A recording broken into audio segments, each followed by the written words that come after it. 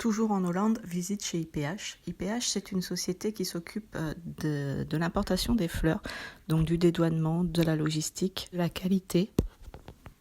Ici, on a une palette qui sort de l'avion, donc à gauche, ça vient de l'avion direct, donc on a un très gros service aérien autour. Là, ça arrive directement en palette, personne n'a droit d'y toucher, c'est au service des douanes pour l'instant. Ensuite, vous allez voir sur la droite, il y a un conteneur vert. Il sert à enlever toute l'humidité qui se trouve sur les palettes dans les cartons.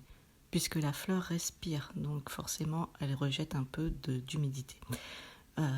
Il sert aussi à contrôler la température. Donc, pour un bon transport et pour une bonne qualité, on est obligé de les transporter à 5 degrés.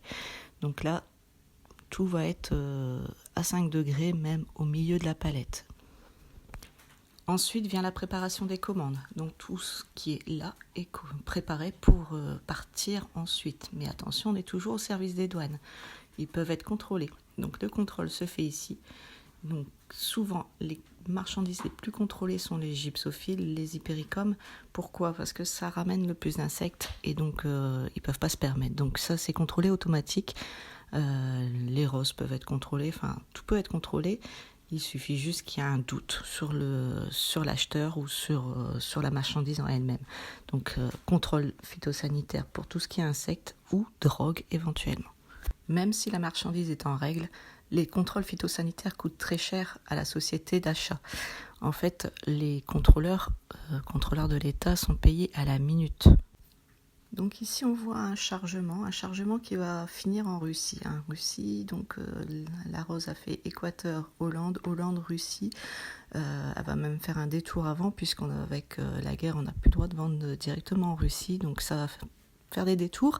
Ça va rester quand même 15 jours en camion. Il faut savoir que c'est en période de dormance puisque la rose là ne bouge plus. L'humidité est enlevée, elle est à 5 degrés, elle ne bouge plus.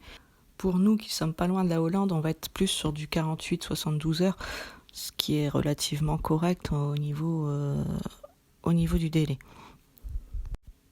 Une fois que tout est OK au niveau des papiers, des contrôles phytosanitaires, l'acheteur peut récupérer sa marchandise, elle est dédouanée une fois sortie du bâtiment. Voilà pour cette petite visite chez IPH.